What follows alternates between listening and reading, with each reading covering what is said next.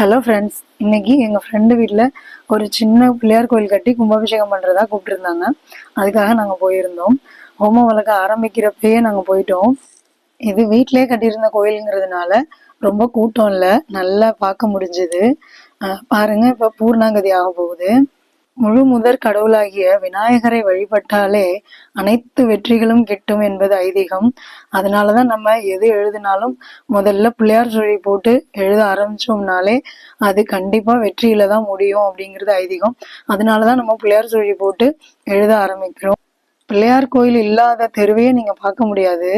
எல்லா தெருவுலையும் ஒரு சின்னதாவது ஒரு பிள்ளையார் கோயில் இருக்கும். ஏன்னா விநாயகர் வழிபாடு அவ்வளவு மகத்துவம் வாய்ந்தது, சிறப்பு வாய்ந்தது. பூர்ணாகதி முடிஞ்சு தீப ஆராதனையும் முடிஞ்சிருச்சு. கும்பாபிஷேகம் நடைபெற போகிறது. 5 கரத்தினை ஆனை முகத்தினை இந்தின் இளம்பிறை போலும் ஏற்றினை நந்தி மகந்தனை ஞான கொழுந்தினை பொந்தியில் வைத்தடி போற்றுகின்றேனே. ஓம் கம் கணபதியே நமக, ஓம் கம் கணபதியே நமக, ஓம் கம் கணபதியே நமக. கும்பாபிஷேகம் ஆனதும் தீர்த்தத்தை எல்லார் மேலேயும் தெளிச்சு விட்டாங்க. தீர்த்தம் என் மேல பட்டதும் எனக்கு மனசுக்கு எப்பொழுதுமே ஒரு சந்தோஷம் கிடைக்கும். மனசு அப்படியே குளிர்ச்சி ஆயிடும். ஒரு புது ஆரோக்கியமும் தெம்பும் நம்ம உடம்புக்கு கிடைச்சிட்ட மாதிரி ஒரு ஃபீலிங் வரும். நல்லா விநாயகரை வழிபட்டுட்டு அங்கேயே பிரசாதமும் நாங்க சாப்பிட்டுட்டு நாங்க வீட்டுக்கு கிளம்பிட்டோம்.